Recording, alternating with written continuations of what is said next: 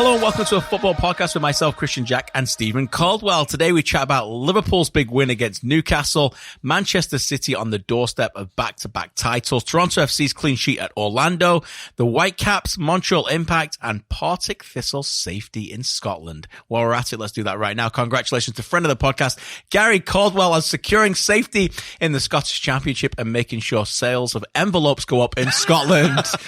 You don't understand. It's never in doubt, was it? Nobody'll understand that. Well, this is why you're listening to the show. You're going to Google Gary Caldwell and envelopes, and there's lots of news stories that are going to come up, and we're not even going to spoil it for you. Go ahead and do it. But in all seriousness, congrats to Gaz and Partick. Shawnee's here. It's a late night for us. It's been a big long day for all of us. But how's the football season going for you? It was a rough one this weekend. Done? Oh, no, it's two-leg final. But we showed up like a MLS team in the CONCACAF Champions League. 5-0? It was 5-1. It was rough. It was 1-1 for most of the game. Was it altitude?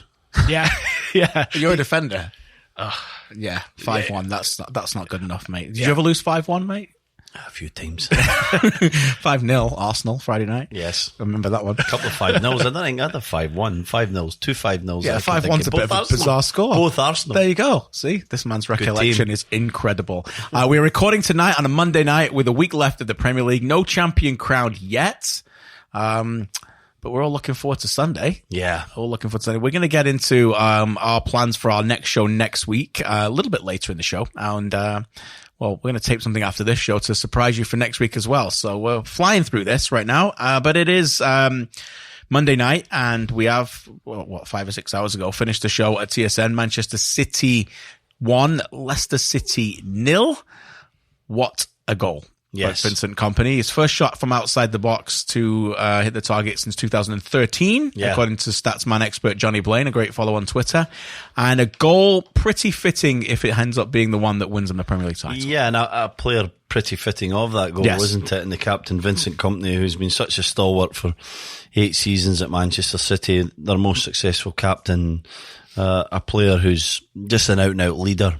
He's picked in the team because of his leadership skills and because of his ability to make other players play well, really, and get the best out of everyone round about him, and his never say die winning attitude. But I don't think anybody in that stadium expected Vincent Kompany to step forward and unleash a unstoppable 25-yard strike in off the crossbar. Just Kasper Schmeichel nowhere near it. It was just an amazing moment, wasn't it? In a game that had very little chances. There was a lot of frustration in the stadium. And in fairness, the fans stayed with City as you would expect they would, but it looked like it may be in doubt for them to find a breakthrough. Yeah. And it came from the most unlikely source. Yeah, I didn't feel like they started to overplay. Did you? Which not I really. think is important to note. They got better, didn't they? They did, yeah. There was a wave of pressure in the first half that Leicester saw out, and then they found the way to calm waters again, which we talked about at halftime on our TV show, where they really needed to get to that moment. Yeah. We knew that Sane would be brought on, and he did, and obviously the magician, one of our favourites, Bernardo Silva, gives them the versatility to do that anytime. Yeah. They do that. Interesting that he didn't do that from the start, but I don't think it would have really fitted that. And maybe Pep saw that coming, where Sane is maybe more of an impact when the team's tired with 35 minutes to go. And it was again another early substitution, much like last week. Yeah. So the last time he came on as a substitute, and then he delivered. So, the substitution certainly helped them, I think. But my point being, City, there was not really an edginess. And I think it's important to note this because, I'm fascinated on the mental side and the characters of this team. And when last year they folded under pressure against Liverpool in the Champions League, a lot of people, this is relevant to the conversation because of Kompany, but a lot of people looked at City and said they've got him, and then they got everybody else who are great players but mentally quite timid, drift in and out of games, no real rah guys who you're going to say, come on guys, we're going to get on our back. Aguero's not really, he's quite passive too.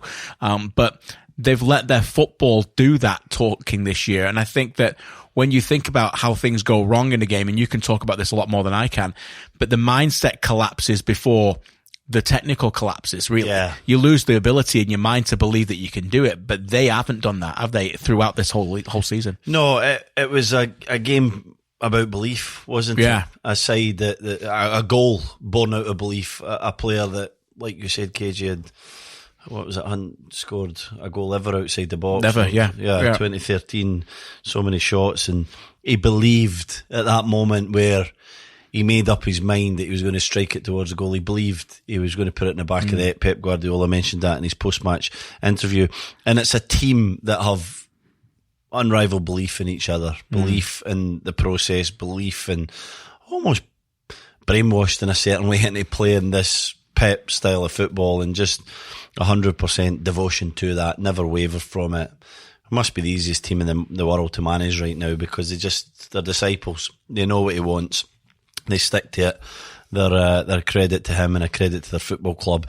And they believed that they just had too much quality. They were going to find a moment, like I said, an unlikely character for that moment. But with the quality they have, we'll have our chance, we'll get our moment, and we'll keep the composure. And it was there all evening. That composure was there, even though Leicester were terrific in the first half.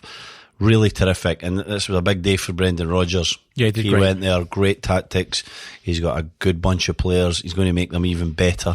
He's going to probably sign a couple, and if he gets that right, they really could be, along with Everton, in my opinion, two of the challengers, depending on what City, Liverpool, and even Spurs do, Chelsea in the off-season, to maybe potentially get into that top four. But when it mattered most in the second half, when they just got Leicester really, really deep, and they just started to become wave after wave, while they weren't really breaking them down and creating great chances, you just felt in the back of your mind there was a goal there. Yeah, and that's how they feel, is it not? Yeah. That's why that's what brings me back to my original point, where they knew things didn't go their way sometimes, and that a pass would go wrong, and Sterling didn't have the best of nights, and David Silva didn't have the best of games, but they never really, I mean, it's easy to say, okay, 70th minute and the guy puts one in the scream in the top corner, but maybe it'll be interesting to see if they get to 85 minutes, what it would be really like, and whether they'd start turning on each other. But we haven't seen it really. It won't happen. No, it just won't, because of that belief. And you've been there,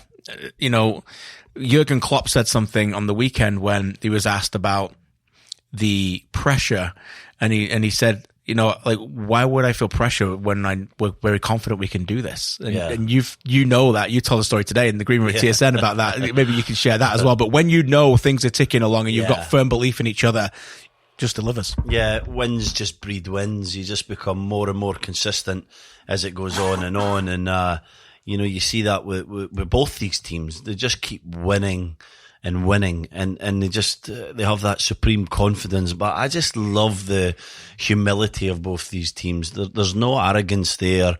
There's no indulgence. They don't ever have disrespect for the opponent. They just kind of systematically go about dismantling that opponent in their own unique ways. And I had that at Sunderland. I'll tell the story quickly, but we were in a real fight with 2004, 2005. We were in a real fight with Wigan, Ipswich, Sunderland, and we were neck and neck all year. We took a while to get going. We had a lot of new players, and eventually, you know, sort of maybe turn of the year, February time, we started to go on a great run, and we were just winning game after game after game. I think we won 11 of the last 13. And so the third last game of the season was against Leicester, actually at home, and we beat them 2-1, and we got promotion. We were waiting in the changing room. We heard the word. Great celebrations. Saturday night we had a party, if you can believe that, KJ. Yeah, come on. I organised it, if you can believe that. Did you? As well. Yeah. Oh, I'm sure you took everyone home and drove everyone home as well. No? We had a fantastic party. We went into Sunderland, and then we got up on the Sunday. We had a barbecue. We had another party, and we had another party on the barbecue. A bit of food with your beers. Yeah. A burger and beers. And then on the Monday, we had another few beers, I think. You know, so it comes to Tuesday, we start training. We've got a game the Friday night against West Ham. Oh, okay. So short week. Yeah, short week. Just a good week to party, wasn't it?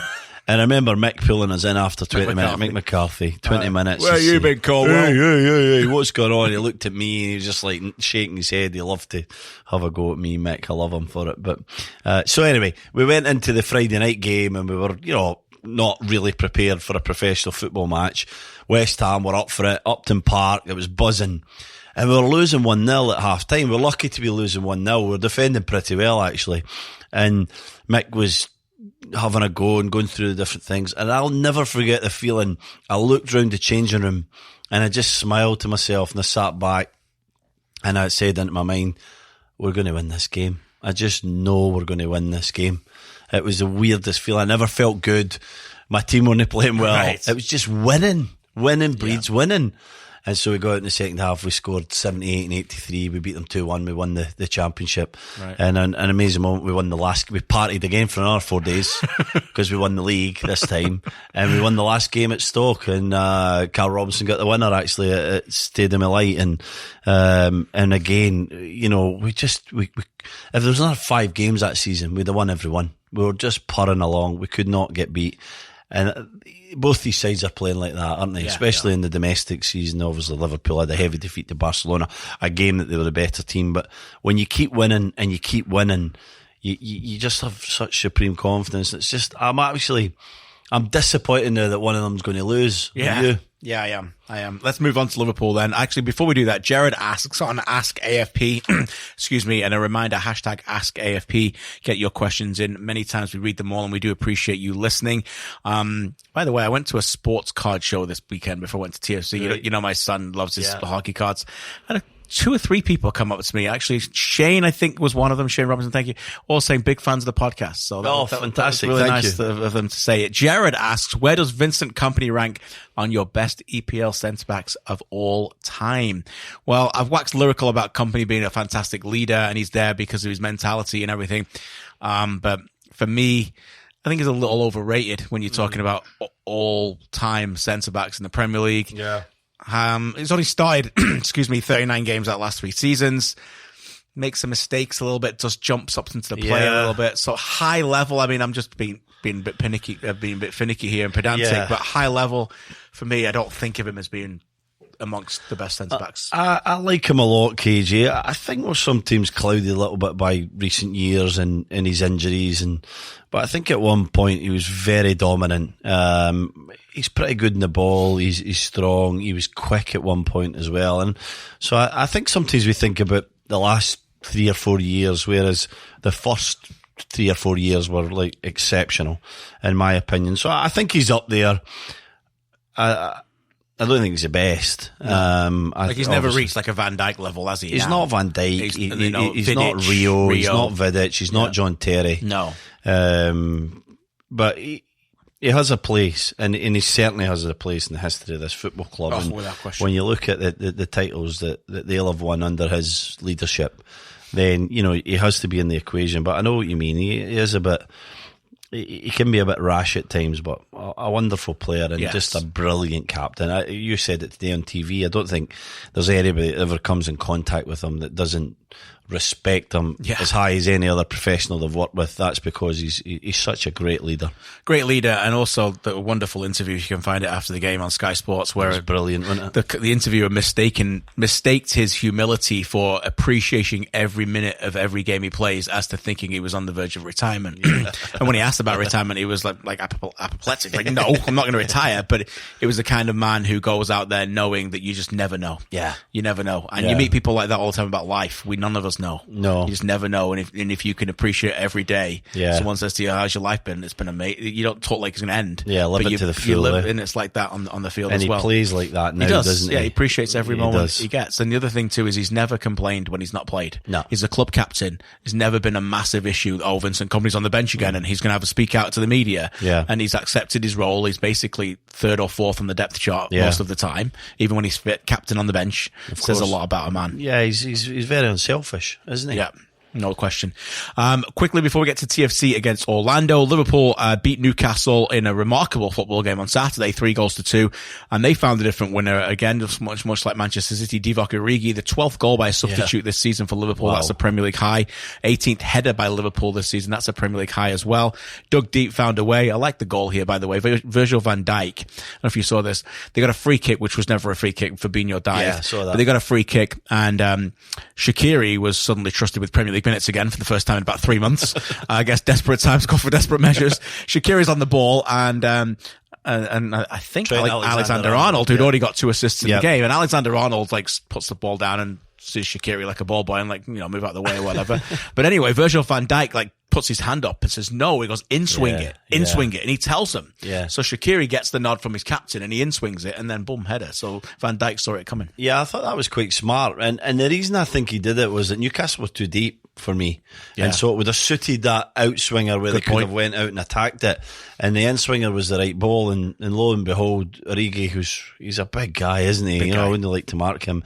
He gets Lascelles, was it? Pretty deep, I'm sure it was Lascelles, Jamal Lascelles. Yes. And he out jumps him, but it's because he's too deep. The line's not great from Newcastle, and smart from Van Dijk to see that the in-swinger was the right ball. And Newcastle, that's one of their Achilles heels. So one of the leaders in the Premier League, conceding goals from set pieces as well. So Liverpool did their job again. Belief was the word that they needed. They stepped up. 11 assists, Trent Alexander-Arnold, 11 assists for Andrew Robertson. 2 fullbacks, 22 assists combined. Absolutely incredible. It's unbelievable. They're playmakers, aren't they? Yeah, you take away the front three who score the goals and create a lot just out of nothing, and they two guys are the playmakers. The midfielders have to get the ball wide to the guys, and they're just relentless. I've said before, I think Robertson's season's been remarkable.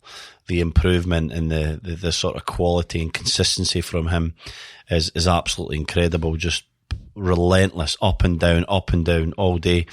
And Alexander-Arnold has a bit more quality and a bit more guile, a bit more ability. He made some passes in that game. You were just like, amazed. I've never seen an English right back make a pass like that in my life. Brilliant. He just steps inside, doesn't he, and picks his head up, and he can play the diagonal, he can play the little curler. He has so many different shapes to his passes as well. He can sort of do anything, and he also gets forward as well. But I think Alexander-Arnold's a bit more cultured and a way more stylish than Robertson. Robertson's all about raw power, but I don't think you can take away from either of the two guys, KJ. They've been exceptional. They've been great, no question about it. And obviously we tape this with the Champions League at different times in the week. We don't really want to touch about it, but we sat and watched the game against Barcelona together, and they were very much in it. Yeah, they were a better team. They were in it. They had 3 glorious chances. Sadio Mane first half, James Milner, and then Salah hit the post. Yeah. And that was the difference, and ultimately we don't think they're not going to surprise anybody here. They're not going to get to a Champions League final, but they've got to a Champions League semi-final back-to-back years. They're not going to probably win a Premier League title, but they've got to look like 97 points. And as we said before on this show, it's not the end. It's been the way they went toe-to-toe with Barcelona. It was very impressive. Very impressive. They were the better team. I took a lot of stick for a tweet that I put out right after the game, because I firmly believe they were a better team. Don't read the mentions.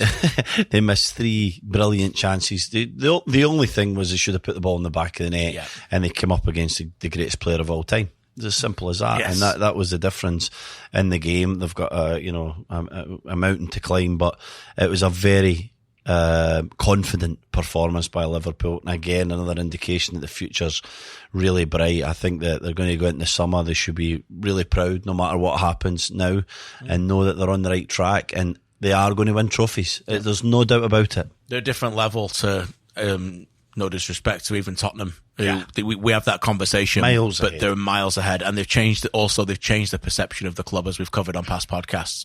Now it's to the point where, of course, I'll go to Liverpool. It's like Liverpool or Barcelona. Well, okay, Barcelona probably, but Liverpool might give me more minutes. So it's like they're in the conversation at the top period of clubs. They're one of the biggest clubs in Europe again. Yeah. Said it today, and it's like the 80s again, and they're primed and on the verge of winning big trophies. And once they win one, I think they'll win a few. No question. Okay, before we get to Shawnee in the headlines, Toronto FC went down south in the heat that caused a lot of fit professionals to be rolling on the ground. And quite honestly, the game was really impacted by it.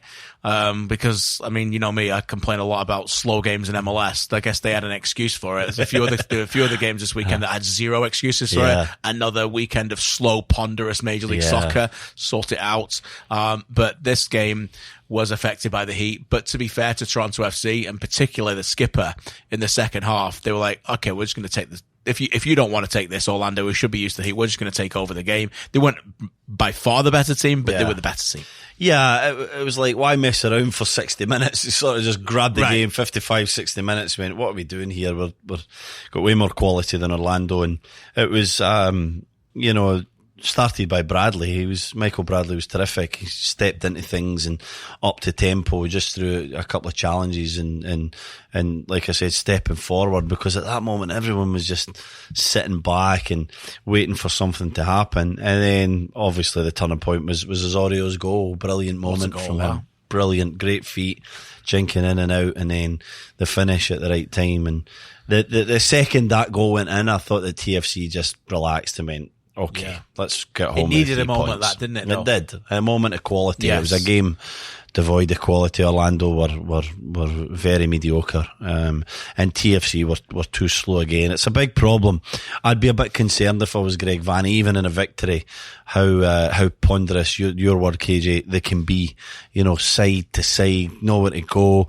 Auro was really average, in my opinion. I'm a little concerned about him, by the way. I don't think he's playing at the level that he should be. You? He should be better. He had 5-6 yards a few times on the fullback. He's just standing off him.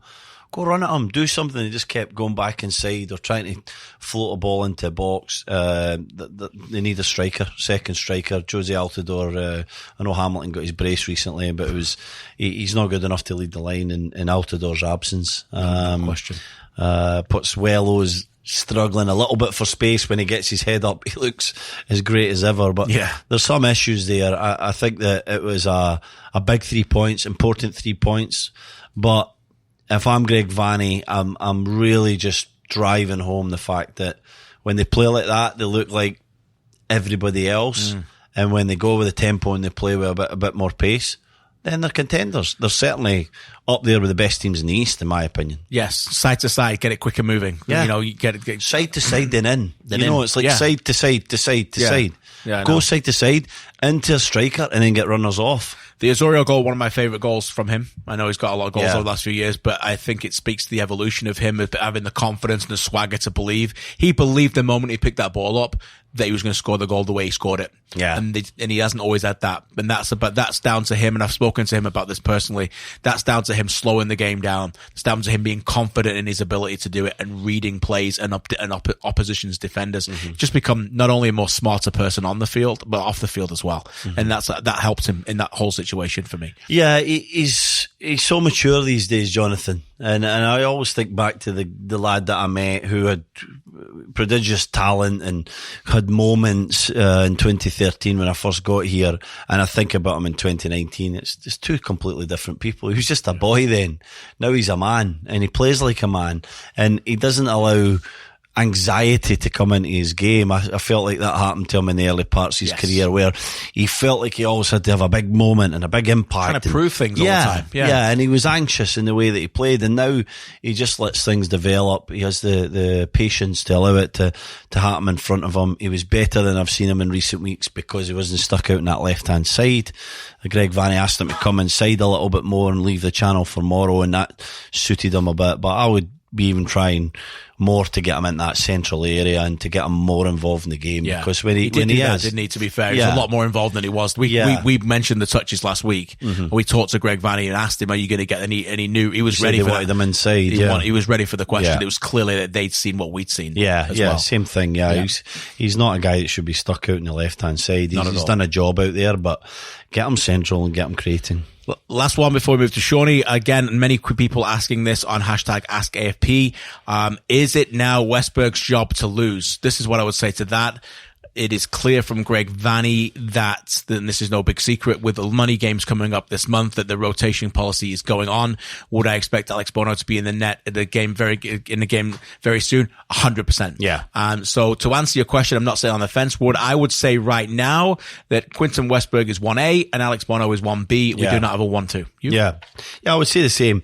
I'd say Westberg is in a great position. He's did pretty well, and I think Greg Vanny likes a lot of parts to his game, but Bono's getting to get opportunities in May, and he's going to get a chance. And I still think he's going to have to sack him. Yeah, and hopefully it doesn't happen. But if Westberg has a shaky game, I think Bono could be back. So it's very much 50-50 at the moment, 70-30 at the moment in Westberg's favour, but this is by no means a done deal, and Alex Bono's going to be sitting there as number 2 for months and months.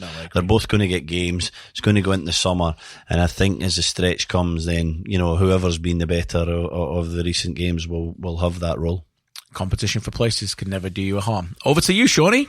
So you're saying I should change my fantasy lineup? I have Westberg in for 2 games, so I might have to change that. Moving on to headlines. Speaking of another keeper, David De Gea has a week to decide if he accepts United's contract extension or if he needs to move on this summer. How do you see this saga ending? Well, without any inside knowledge, I think De Gea will probably sign the deal because I think United are going to pay him what he wants, because I think he understands that the club is in a precarious state, in massive need of renovation, and the last thing they want to do is add another list, another position to that list of called goalkeeper. And if David De Gea signs a 5-year contract, let's just say this, because I was talking about this on my Sirius show. If he signs a 5-year contract, I think I'm right here, on Alexis Sancho's money, it's about 100 million. So, but if David De Gea leaves for free at the end of next season, it's going to cost you that in transfer fee alone to get someone like Jan Oblak. Yeah. So, look, it's an unbelievable amount of money. Question mark, well, you should never pay it. But once you establish that as you're able to pay any player, i.e. Alexis Sanchez, who again was a disaster on the weekend, the waster. If you pay that player that amount of money, David De Gea has every right to then, or certainly his representatives, every right to go, hang on a minute, you're paying this guy this amount of money, I want that money. And I think United, I don't think they're strong enough right now. I think they'll pay him. Gone, in my opinion. Gone for 2 reasons. The main reason is David De Gea needs a change. And I think he will want that change. I think he realises that he's been there too long. He needs freshened up. He's making mistakes. His career is on the slide. And I think it's because he needs freshened up. And I think that I get your point, KJ, and I understand his agent will be asking for that money. But what happens when you go to your targets in the summer? They're going to ask for the same. Right. And the new guys that, the Rashfords that you want to renew, they're going to ask for the same. At some point, you need to make a stand. We are always the ones that talk about a coach or a club understanding their talent better than anyone else. And you got to put a value on everybody and say, this is it. Now, I'm with you. It's going to take 75 to 100 million to get the goalie that can replace De Gea. But I just think this thing might need freshened up at this point. And I've been a big fan of De Gea's, and I've said for the longest time, Manchester United can't afford to lose him. But I just think the way this season's went, the way that they're going as a club, the money it'll take to keep him, the fact that he might want to change, he'll be gone and someone else will be coming in. The big clubs are lining up for Donny van de Beek. Liverpool, Arsenal, Tottenham, PSG, Bayern Munich, and probably every other team in the world. But if you were Donny, which club would you choose to take the next step and why? Manchester United, because he would play every week and he would get an opportunity to get better. And I think United need to go get players like Donny van de Beek and Jadon Sancho and get younger and not try to compete with Manchester City and Liverpool in 2019, but try and compete with them and beat them in 2021 and 22. And you got to get players like this now. Players who may cost a lot of money, but players who have the potential to go from very good to world class. And that's what I would do. Those teams there, Liverpool, a wonderful place to go and play. I'm not sure I know you can't guarantee he's going to play every week because he's an attacking midfielder. Yeah. Would he play in a 3 like that? Maybe, but he likes to get forward a lot. So I'm not sure. Arsenal wouldn't go near him right now. For me, there's a lot of problems at that club. And yeah, you play every week, but I just think if you got a chance to go to Man United, it's better. Tottenham, nice. Obviously playing under Pochettino, but I'm not convinced that he's going to play there every single week. I think they might need a deeper player than Donny van de Beek. PSG and Bayern Munich the same. I don't think he'd play every week either. So that's my answer. Yeah, I think Liverpool's an interesting one, KJ. I'm not sure who's going to go there, but I would like to see that interchange between Firmino and Van de Beek. I think that might be quite interesting. And as Liverpool are trying to find that X factor, I could see that. I can't see Arsenal. I don't think he'll go to Spurs. PSG and Munich have the money. I really hope he doesn't go to Munich. I'd love to see him in English football, and I don't think PSG is the right move. I'm with you. Manchester United would be a great one for him, and it would be the exact or the perfect kind of signing for them. You're right. These are the kind of guys that they need to sign. This is the direction they need to go. They cannot think about winning the league in 2019. 20. It's impossible, KJ. Yeah, no it's chance. It's impossible. Absolutely no they chance. They can't get a group of players together. They're so far behind Liverpool, Manchester City. They can't get a group of players together that'll get them there in that season. They can get closer.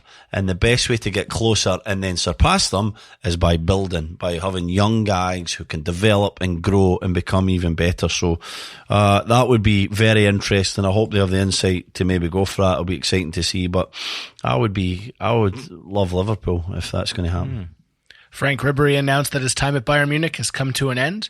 Where do you think Ribery ends up next? And do you think this has any indication or any sort of future for Alphonso Davies at Bayern Munich? I don't think it's got much future for Alphonso Davies because I think Ribery will be replaced. And, Frank Ribery's 36. There's rumours about going to Istanbul, Galatasaray, where he was before, maybe for a year. I'm not even sure he's in MLS. He's not that far away from finishing for good. Yeah. That's what I would think.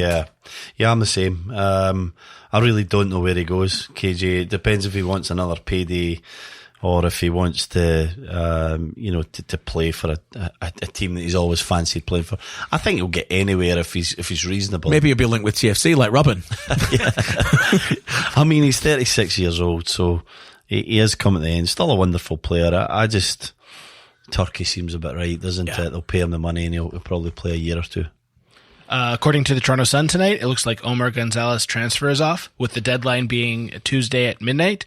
Do you think anything happens in the next 24 hours? Well, I mean, according to my sources, about the last time I checked in a couple of hours ago, they think they can still get something done.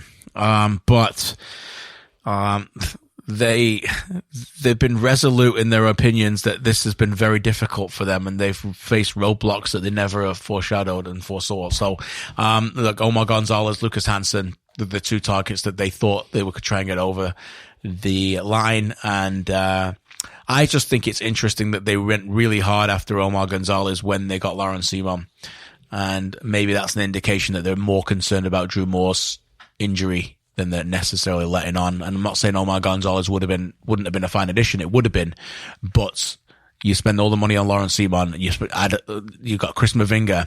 There isn't many centre backs combined with those and Drew Moore paid that amount of money in Major League Soccer. So they would have really set themselves up to be, I think, at a real difficult time. They've got to figure this out, this Simon and Mavinga relationship. They were better in Orlando than they've been all season, albeit against a slow Orlando team. But it doesn't appear that another centre-back is coming in before Tuesday's deadline, Stevie. Yeah, I don't know if it's the right thing to bring a centre-back, KJ. I think that they're clearly shaky at the back. I can understand why, but when you go through the cap, I just don't know how they can make it work. Zavaletta's on decent money, Drew Moore's on good money. You have Simon and Mavinga, and so I just don't see how it works. Gonzalez is a quality player.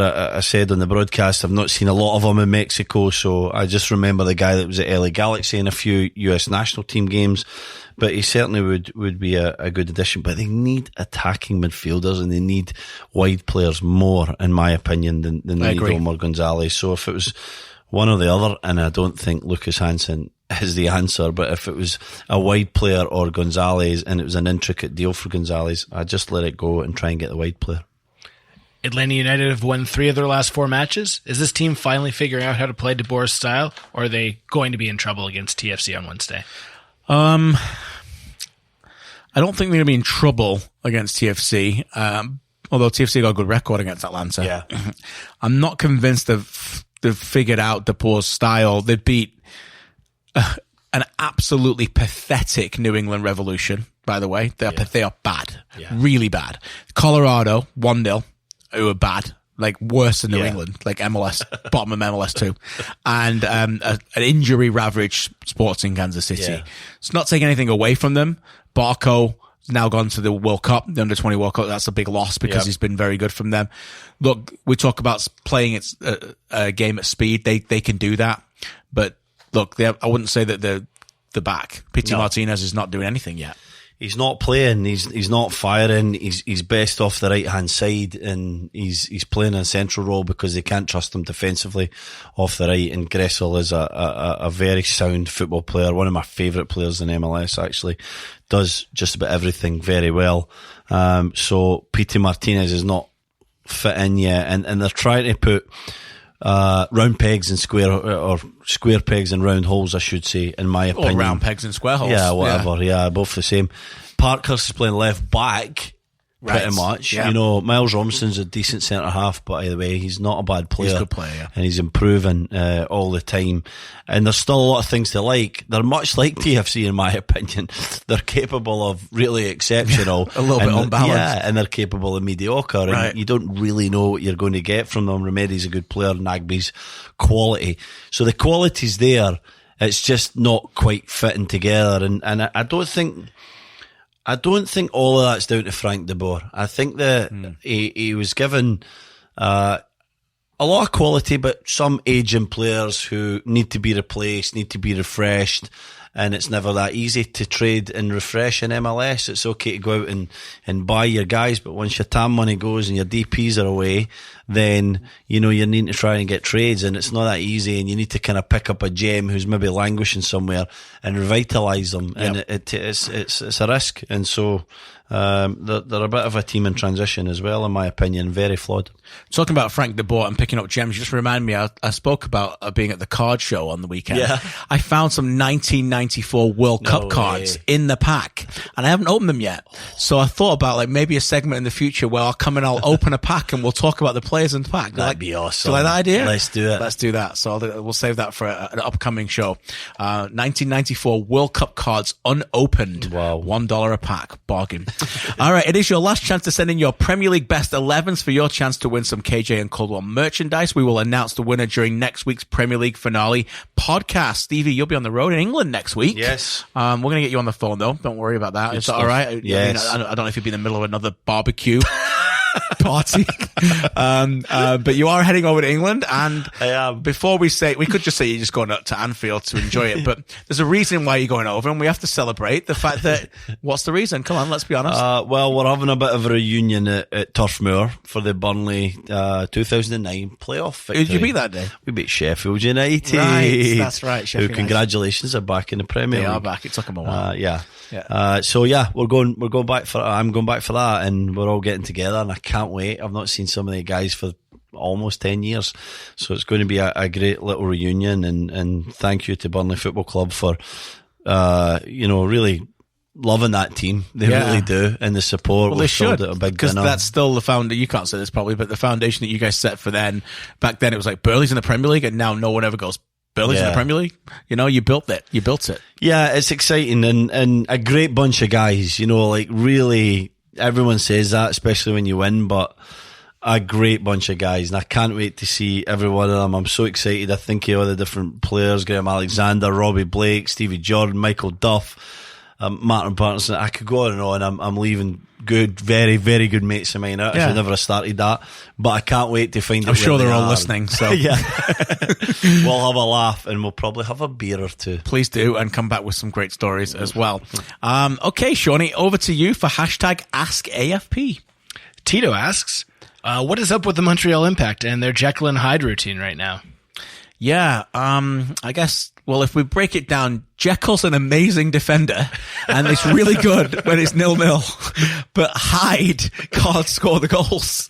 So that's the problem they've got right now. You know what I mean? Hyde's, by the way. Does Hyde have a pseudonym? He's injured. It's called Piazzi. That's the problem. Montreal are really good. They've got a good base, and difficult to break down, but you break them down, then suddenly, they go down 1-0. It's like climbing a mountain. Do you know what I mean? It's like, whoa, boys, we've got a long way to go up there. Yeah. And that's the problem. They play very deep, and they've not got a lot of goal scorers. So, I wasn't surprised to see, by the way, NYCFC win the game, because they've gone to a back three. Sands has come to a back three. They've changed it around since we saw him here, and it's allowed Mitrica and others to open up a little bit. We like Sands. He's gone in that back three. I like him. They've changed the system, get Matarrita forward a little bit more now, and Tinahome as fullbacks, as wingbacks. So I wasn't surprised with the result, but I think that's basically it, really. I think they're going to be in games a lot. They're going to win games, but the challenge is scoring goals. Yeah, it always will be for Montreal. I think they are where they should be. They're hit and miss. They're pretty average. They're just they can be great one week and they can be average the next week. And they certainly miss Piatti. They can't find the consistency up top without him. And They're like many teams in the East. They're vulnerable. They have their qualities and they have their moments, but they're vulnerable, and that's why it's a pretty open conference this year, in my opinion. Anybody can win it because I think they all have their flaws. Raving Times asks, after a really hot start, can Jay Chapman make the Canada 23-man roster of the Gold Cup? Absolutely.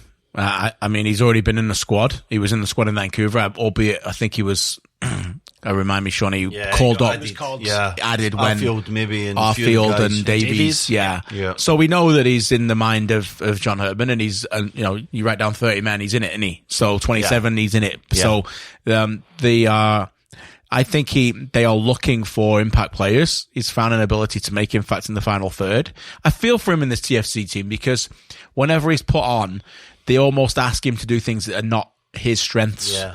And I think that's unfortunate because they're always looking for some width or they're looking for a game changer. And it's not, I'd like to see Jay Chapman be given a chance to really play like in a midfield three and give him a chance to see what he can do, because he hasn't really been given that opportunity, albeit to try and find that consistency. I remember I commentated a game in Columbus a couple of seasons ago, and he came on and took over the game, absolutely ran the game. I'm like, okay, this is what you want from him. And then a couple of times he disappears, but that's quite a harsh criticism, because I understand that he's really only been given very small times to impact games. He rarely gets starts. No, he doesn't get starts, and he never gets a run of games. And it's twofold. You need to prove and that the manager can trust you to do that, and I'm not sure he's entirely done that. And then for him, he's like, well, okay, I'll prove it if I can get a little run, because I know it's never easy to find that consistency unless you get the run. But he basically has to keep doing what he's doing. He's becoming that impact guy, that guy you can trust, that can bring a bit of energy. He was terrific against Orlando, not just the goal. He came on, his first pass with the left foot out wide to, I think it was Morrow, to the left hand side for sure. Nice and crisp and all of it. And that's what you want from substitutes. Yep. Impact, do something important. Scored a great goal. More of that, and he might just sneak onto that aeroplane and be at the Gold Cup. M.H. Nathanson asks, who would you keep for Manchester United for next season? Well, this won't be a long segment, will it? I'm going to pull up my Man United page here with the roster, and let's go through it. David De Gea, Stevie's got rid of him. Gone. Ashley Young just signed a 1-year deal, but really, come on, if you could, anybody could buy him, it'd be fine. Matteo Darmian, see you, mate. Luke Shaw, 1. Stay. Okay. Chris Smalling, gone. Yeah, I mean, he's going to stay in. Play. You wouldn't want him, would you? No. Phil Jones, same. Bye. Gone. Lindelof, keep. All right, we're at 2. Antonio Valencia, MLS. Ander Herrera, PSG. Yeah. Scott McTominay. Doesn't play. Recent April Player of the Month for Manchester United. Oh, wow. I think it says everything about... I feel for the lad, but I mean, he's not leaving, he's a hard worker, but he can't be in their best 11. Yeah, hard. That's the worst thing you could say to a footballer, right? You're a hard worker. You just know it's like he's just not... Andreas Pereira. See ya. Not really delivered. Can't play in the 11. Fred. Done all right, Fred. Potentially. You're gonna have big pre-season. You can't get rid of him at this point. No way. 50-odd million pounds. Just like, you can't take that loss on him now. He needs to stand up and have a big pre-season. He needs to be prepared to come back, and he's had a year to settle in. It's his year to develop. Paul Pogba, he wants to leave according to sources coming out today. Wow. Yeah. Manchester United, Real Madrid wants him, but Manchester United will have to lower their valuation of £150 million. Wow. Apparently, according to the Daily Telegraph. I'd put my wheelbarrow and push him to Madrid for 100. Done. There's your answer on him. Nemanja Matic, talking of wheelbarrows, he's been running. I'm sorry, but his performances in the second half of the season have been a disgrace. The guy runs around like he's 37 years old. He's 31. Okay, not good enough. He's done, isn't he? Dallo, you spent 20 million on him. Nice enough kid. He's not leaving. Marcus Rojo, amazing at getting sent off. Juan Mata, one of the best human beings in the world. Looks like he's going to leave. He's going to go play somewhere. Yeah, Alexis Sanchez. Well, he just came off in the 54th minute in the game against Huddersfield because, less said about him, the better. But, they can't. Jesse Lingard will stay. Yeah. Martial signed just recently till 2024. That was a great decision. Since then, he's been absolutely useless. I mean, we're just going on and on and on here. A couple more. Marcus Rashford, not going anywhere. No. And your mate. Build your team around him. Lukaku. Oh, he's gone. Right. He needs to go. I know they're talking of wheelbarrows. There's a few wheelbarrows there, isn't there? There's a few wheelbarrows, that's for sure. Sir Earl asks, any soccer book recommendations, folks? Stevie? One of my favourite soccer books ever is a book called Ajax Barcelona Cruyff. Yeah, you've lent that me. I'm reading it right now. Yeah, you're reading it? I am. Or you just putting it in your cupboard like you do with most of the books I give you? I'm reading. What do you mean most?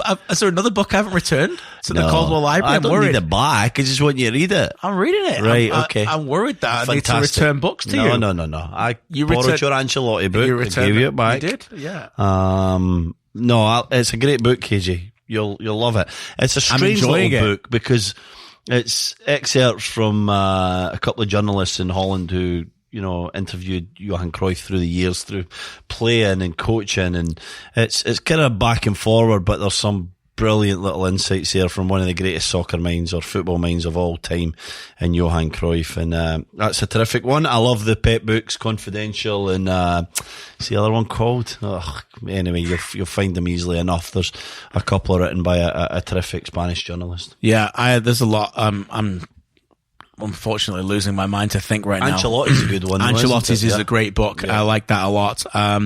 I read a book called Living on the Volcano about football managers. That's a terrific book. Das Reboot by Raphael Honigstein on the German.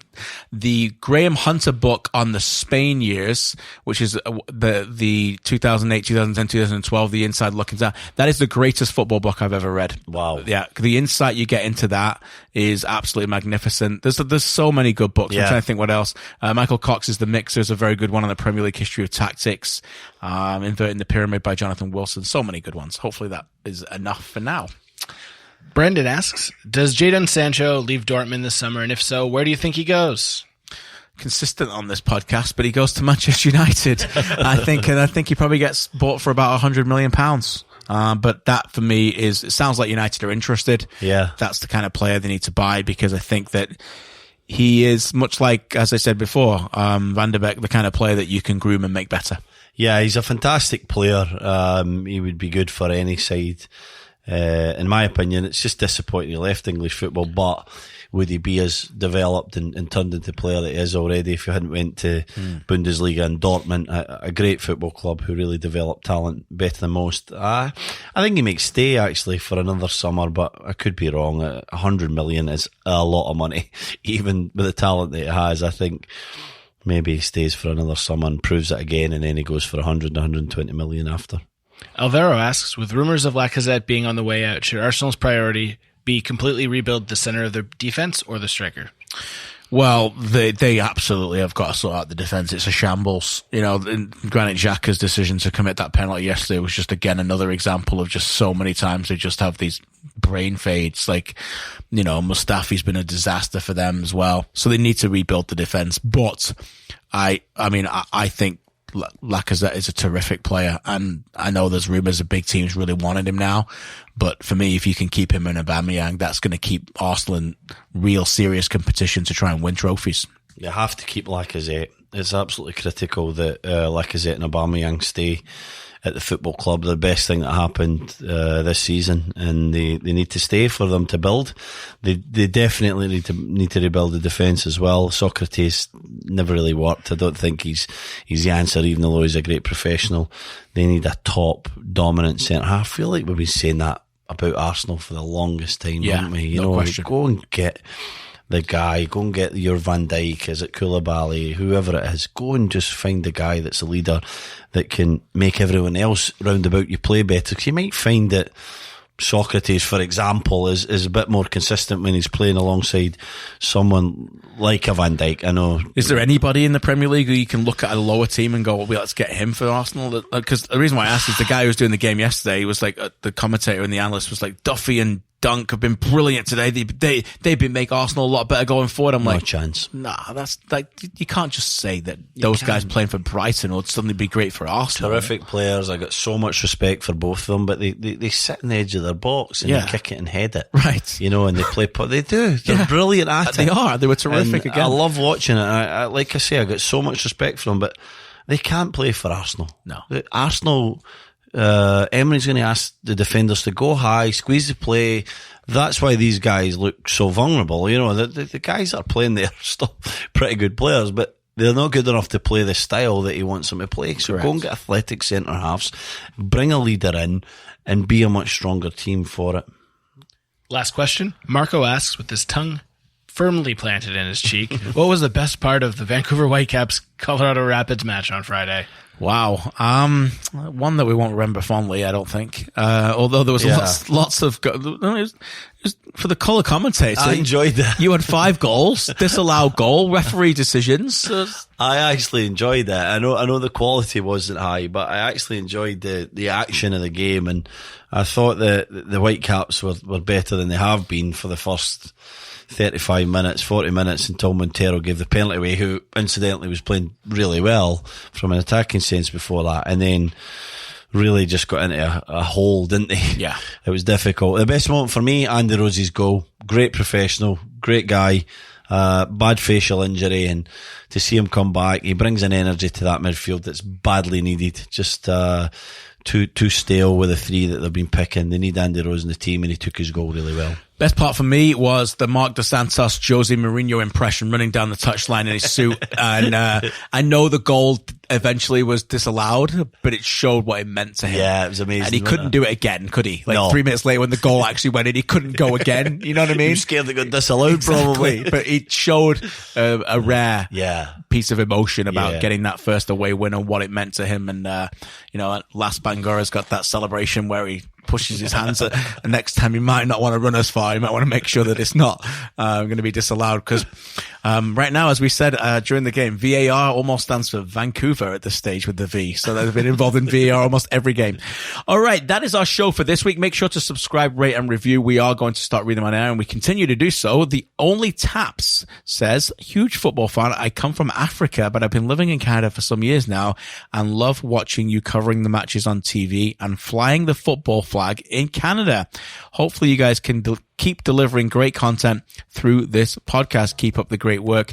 Your neighborhood Madridista. Oh, that's very nice. Thank you very much. Only Taps. We appreciate the kind words. Thanks to you all. And Stevie, safe travels, my friend. Thank you. We'll chat next week. See you soon. See ya.